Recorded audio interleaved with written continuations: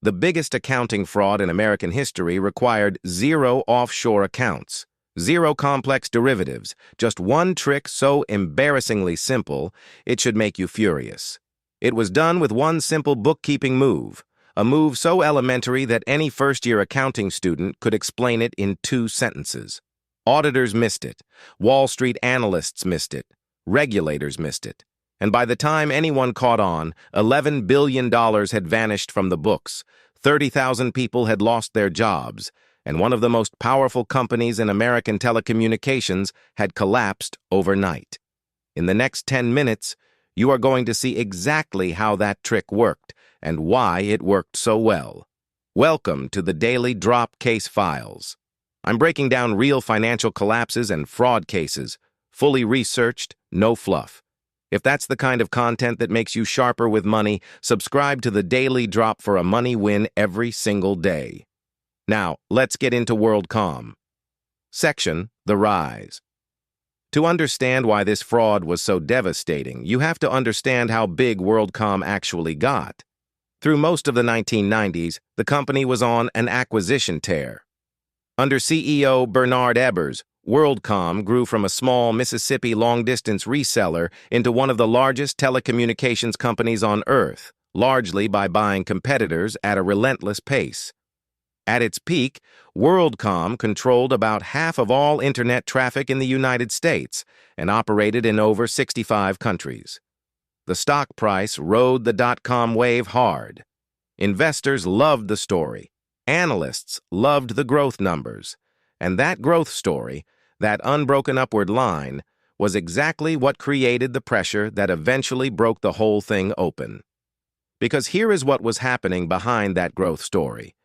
By the late 1990s, the telecom boom was slowing.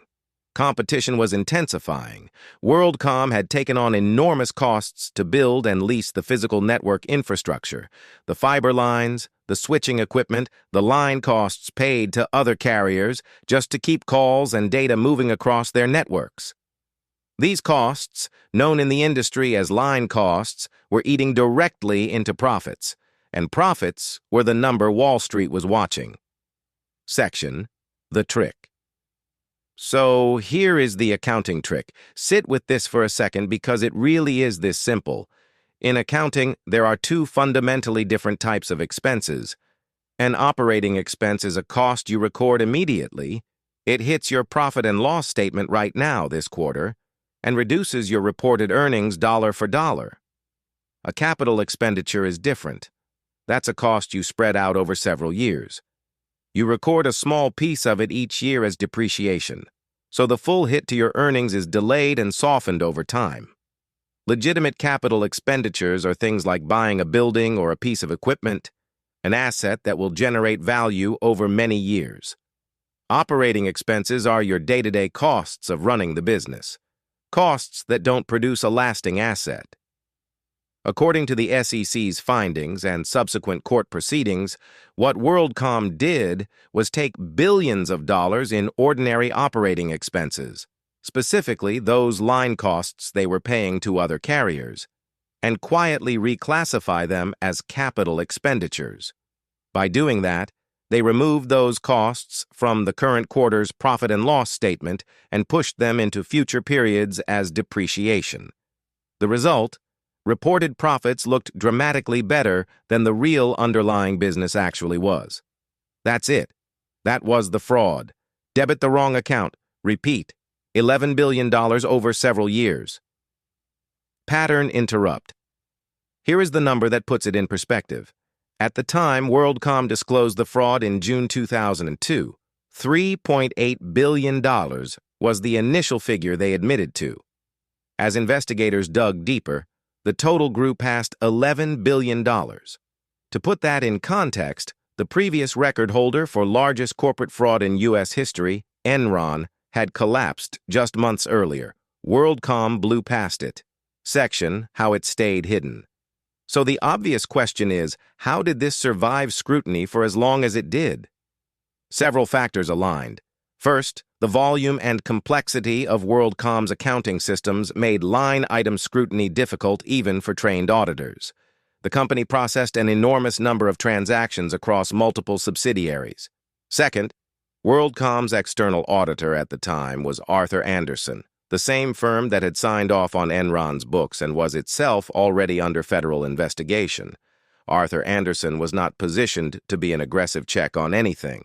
Third, and this is important, the people executing the journal entries to reclassify these expenses were, according to prosecutors and court testimony, doing so under instructions from senior financial leadership, not acting on independent judgment. Former CFO Scott Sullivan, who later pleaded guilty and cooperated extensively with prosecutors, became a central figure in the government's reconstruction of how those instructions flowed. And fourth, this is the cultural piece. Wall Street had spent years rewarding WorldCom's numbers. Analysts had buy ratings on the stock. The incentive structure pointed entirely in the direction of not looking too hard at the details. Section: The Discovery. The fraud was not caught by the SEC. It was not caught by auditors. It was caught by WorldCom's own internal audit team, specifically according to widely reported accounts led by Cynthia Cooper, WorldCom's VP of Internal Audit.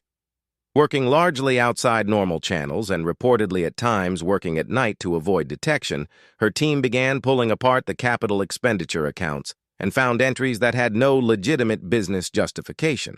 They took their findings directly to the board's audit committee. In June 2002, WorldCom disclosed to the SEC that it had improperly capitalized approximately $3.8 billion in expenses. The stock, which had already fallen sharply from its highs, essentially went to zero. On July 21, 2002, WorldCom filed for Chapter 11 bankruptcy protection. At the time, it was the largest bankruptcy filing in United States history. Pattern interrupt. 30,000 employees. That's the human number here. 30,000 people lost their jobs in the collapse. Many had also held WorldCom stock in their retirement accounts. Section: The Legal Reckoning. The legal proceedings moved relatively quickly by the standards of major financial fraud cases. Scott Sullivan, the CFO at the heart of the accounting decisions, pleaded guilty to securities fraud, conspiracy, and filing false statements with the SEC. He cooperated with the government, and his testimony was central to the case against Bernard Ebbers.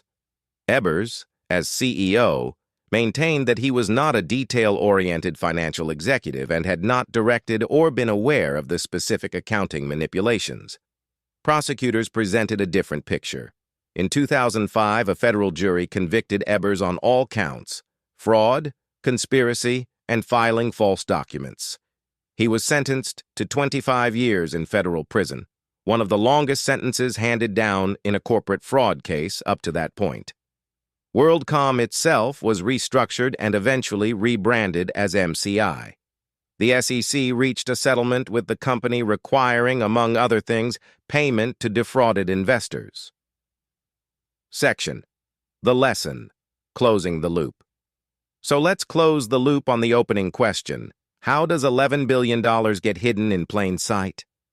The answer is that complexity and trust are the two most reliable camouflage mechanisms in financial fraud. The trick itself was simple.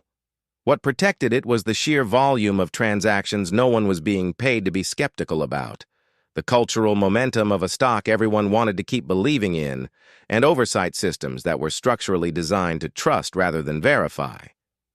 The lasting regulatory response, Sarbanes-Oxley, passed in 2002, required CEOs and CFOs to personally certify the accuracy of financial statements and imposed serious criminal penalties for false certification.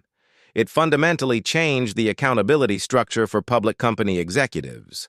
Whether that's enough is a debate that continues every time a new fraud surfaces. But here is the single most transferable lesson from WorldCom. The most dangerous financial deceptions are rarely the most sophisticated ones. They're the ones that look boring. A line item, a reclassification, a number moved from one column to another. The drama is in the consequences, not the crime itself. And if you want to understand the financial fundamentals that make these frauds possible, starting with something as basic as how money actually flows through accounts, the next video to watch is the difference between a debit card and a credit card. It connects directly to the accounting logic at the heart of this case, and it's one of the most watched breakdowns on this channel. Subscribe to the Daily Drop for a money win every single day, and we'll see you in the next case file.